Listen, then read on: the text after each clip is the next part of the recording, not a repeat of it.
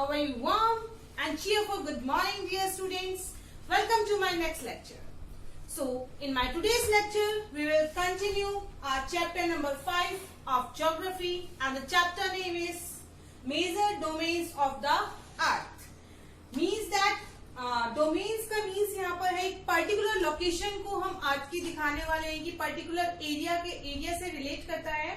Means we can categorise earth into 4 areas और 4 particular locations. Like first is lithosphere. We already studied about the lithosphere is the land portion area of the earth. Second one is hydrosphere. Hydrosphere covers all the water bodies like ocean, sea, river. Where we find ocean means water, that portion we known as the hydrosphere. Third one is atmosphere, where the air we find air or the airy part and the air mixture of air, that part we known as the atmosphere.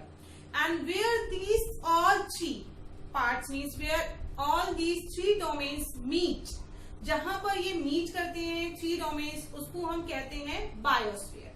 So these things we already discuss और you know that about these things. Today we will study about the atmosphere in detail. So basically atmosphere, what is atmosphere? Atmosphere is the layer of gas. Gas की एक layer है that surrounds the earth, जिसने अर्थ को चारों तरफ से cover किया हुआ है. In the other ways, we can say that a thin layer of air or thin blanket of air that surrounds the earth. कि एक thin layer है, एक thin blanket है जो एयर को, एटमॉस्फेयर मीन्स हमारी अर्थ को चारों ओर से सराउंड किए हुए है. So this layer protect us means atmosphere जो है हमारी बहुत सारी एयर का मिक्सचर है, जिसमें ऑक्सीजन है, नाइट्रोजन है, हीलियम है, कार्बन डाइऑक्साइड है, हमारी ओजोन है.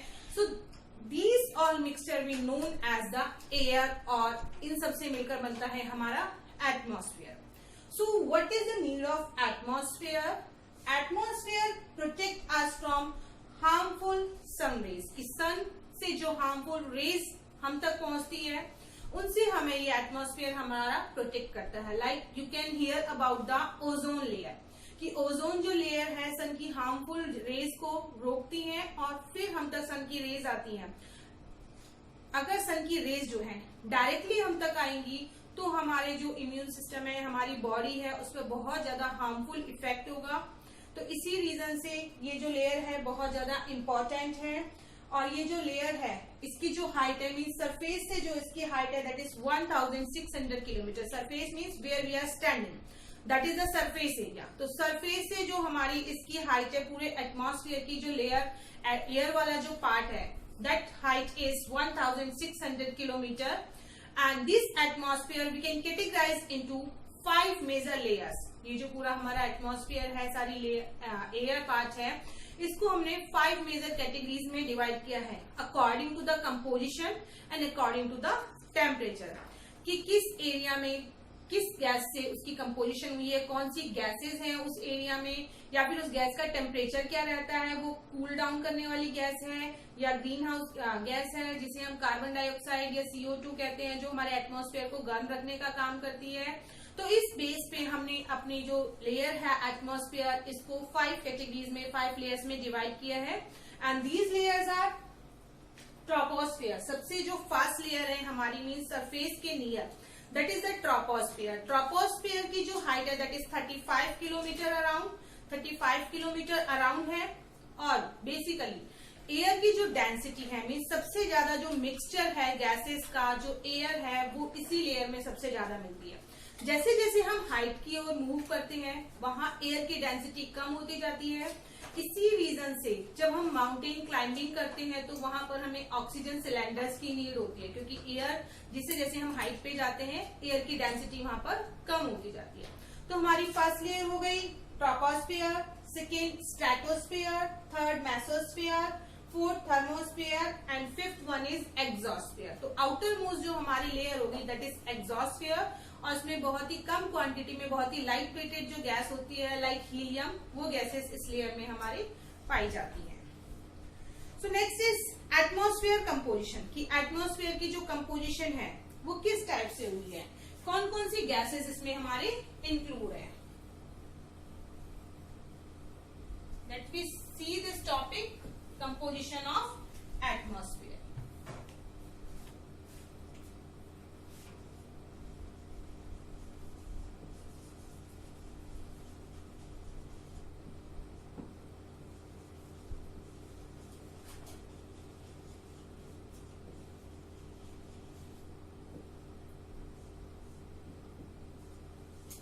तो अभी हमने पढ़ा कि एटमॉस्फेयर होता क्या है, it is a mixture of gases, gases का एक मिक्सचर होता है, और हम कह सकते हैं कि थिन लेयर होती है एयर की जो हमारी अर्थ को चारों ओर से सराउंड करती है, इसे हम थिन लेयर ऑफ ब्लैंकेट भी कह सकते हैं।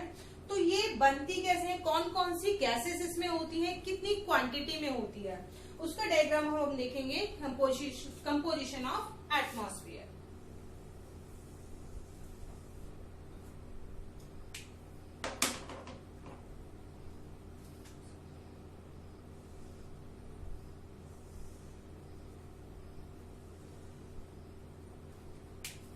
बेसिकली जो कंपोजिशन होता है एटमॉस्फेयर में, which makes about 99% of clean gases उसमें होती है। नाइट्रोजन हमारी होती है 78%, जो सबसे आप बड़ा वाला ब्लॉक देख रहे हैं, that is the nitrogen part, ठीक है ना।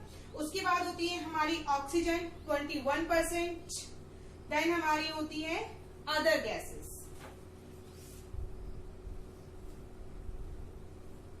ये हमारी हो गई nitrogen, that is 78%, then oxygen 21%, then other gases,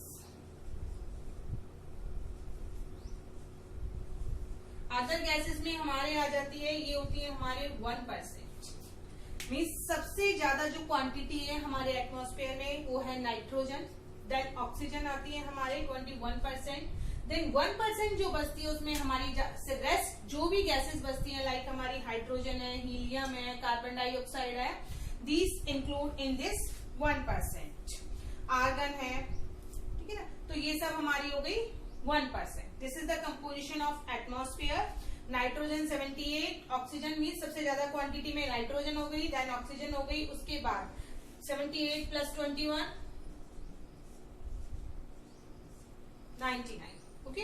तो 99% जो एटमॉस्फेयर है उसमें तो यही दो गैसेस हैं, और जो 1% हमारी बची, 100% में से टोटल 1% जो बची उसमें हमारी रेस्ट जितनी भी गैसेस हैं वो सब इसमें इंक्लूड होती हैं, ठीक है। सो ऑक्सीजन के बारे में पढ़ते हैं। As we know that oxygen is a essential part of our living, ठीक है, एसेंशियल पार्ट है हमारी लिविंग के लिए, सर्वाइव करने के लिए, because oxygen is helping to breathe in, की ऑक्सीजन जब हम ब्रीथ करते हैं, इन मीन्स अंदर की साइड लेते हैं हवा को, तो हम कौन सी गैस लेते हैं, हम ऑक्सीजन लेते हैं, ठीक है ना। ऑक्सीजन के बिना हमारी जो बॉडी है वो सर्वाइव नहीं कर पाएगी।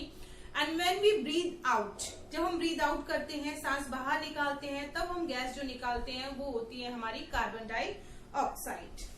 सो ऑक्सीजन हमारी ब्रीदिंग के लिए बहुत हेल्पफुल होती है, और नाइट्रोजन जो होती है वो जो nitrogen help us to living organisms growth, living organisms की जो ग्रोथ होती है उनके लिए एसेंशियल होती है। कार्बन डाइऑक्साइड जो होती है उसका अमाउंट भी रहता है, and it is very important to observe heat radiated by the earth, कि अर्थ जो हीट रेडिएट करती है, ठीक है ना, सन की जो रेज आती है, सन की रेज हमारी डायरेक्ट एटमॉस्फेयर पे नहीं आती है, हमारी अर्थ सरफेस पे आती है, तो वहां से जब हीट ट्रैप होती है, रिटर्न होती है, तो हमारी जो कार्बन डाइऑक्साइड है वो इसमें ट्रैप होके हमारे एटमॉस्फेयर को गर्म रखने का ये काम करती है हमारी ये गैस। सो इसीलिए जो हमारा प्लैनेट है इसको हम वार्म प्लैनेट कहते हैं, गर्म प्लैनेट कहते हैं, क्योंकि इसमें आप देखेंगे कार्बन डाइऑक्साइड जो है वो गैस ऐसी है जो हमारे एटमॉस्फेयर को गर्म रखने का काम करती है।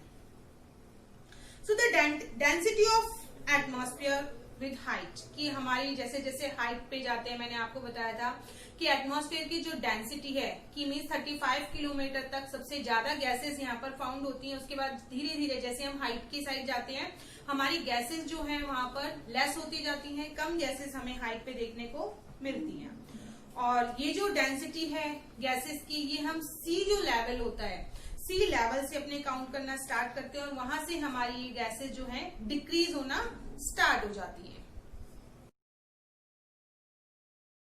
So atmosphere is very essential for us, हमारे लिए बहुत ज्यादा एसेंशियल पार्ट है। और एटमॉस्फेयर में जो एयर होती है, ठीक है ना, एयर जो हमारी होती है, it is a mixture of gases, gases का मिक्सचर होती है। When it blows upwards to downwards, जब ये upwards से downwards की साइड मूव करती है, इसको हम कहते हैं wind. Clear? Now our next topic is biosphere. So biosphere is the narrow zone of the contact between, कि एक narrow zone होता है जहां पर हमारा contact होता है land, water and air part. Like this is land part, we can say lithosphere.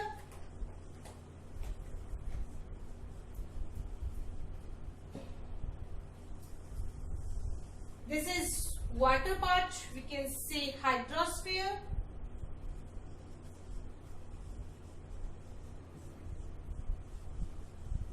And this is air part. This part we can say atmosphere.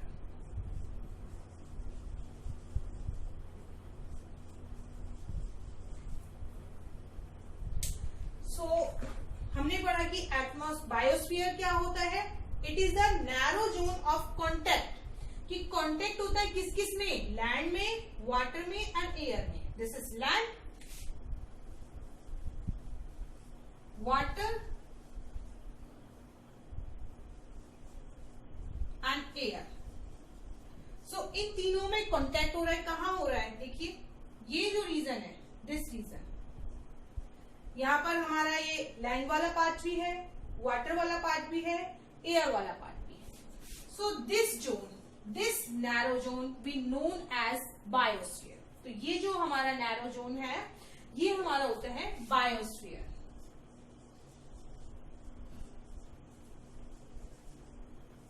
Okay, clear? So narrow zone is that zone, in that zone the contact between lithosphere means land, hydrosphere means water, atmosphere means air. Where these all three zones meet together or interact together, that zone we known as biosphere.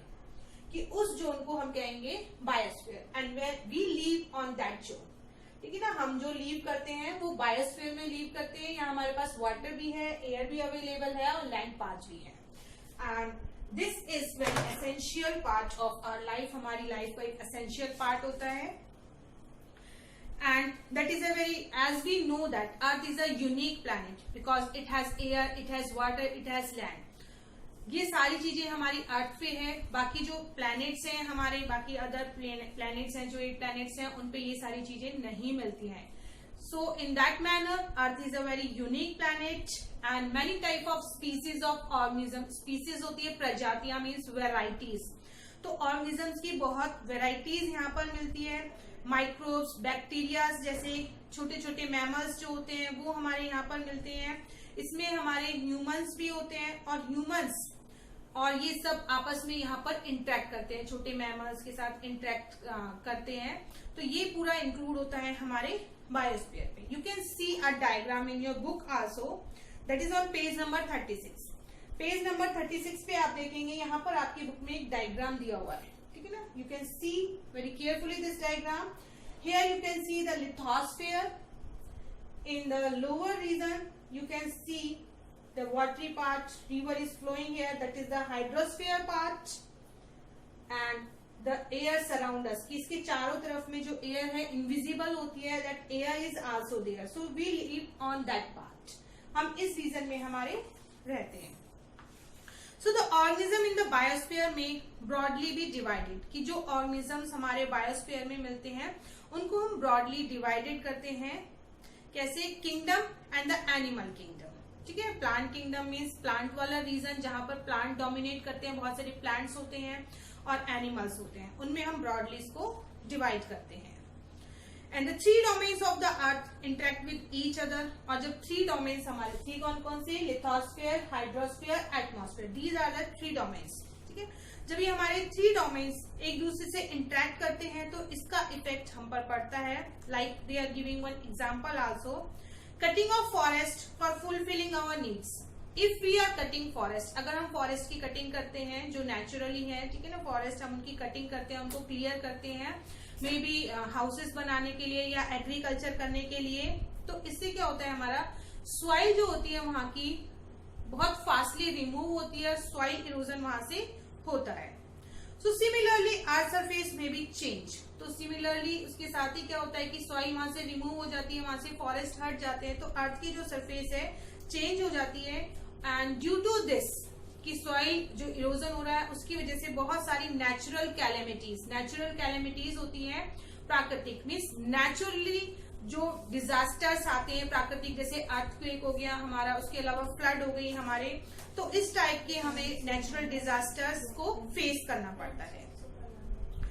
एक one more example they are giving, there could be submergence of land as happened the case of tsunami recently, like 2004 में tsunami आई थी, ठीक है ना। Tsunami is a type of cyclone, sea के near वाले जो रीजन से हमारा गुजरात भुज नीचे वाला जो पार्ट है, साउथ वाला पार्ट है, ये बहुत ज्यादा अफेक्टेड हुए थे। तो ये सुनामी इसी का एक एग्जाम्पल है कि नेचुरल कैलेमिटी है ये, और इन सब रीजन्स में जो हम इंटरफेयर कर रहे हैं हमारे नेचर में, उनको डिस्ट्रॉय कर रहे हैं, उसी का एक रीजन है जो सुनामी आई थी। In parts of Andaman Nicobar island, की अंडमान और निकोबार आइलैंड जो है आपके, आप देखेंगे इंडिया वाला जो पार्ट है, ठीक है ना, इंडिया जोन है जहां पर,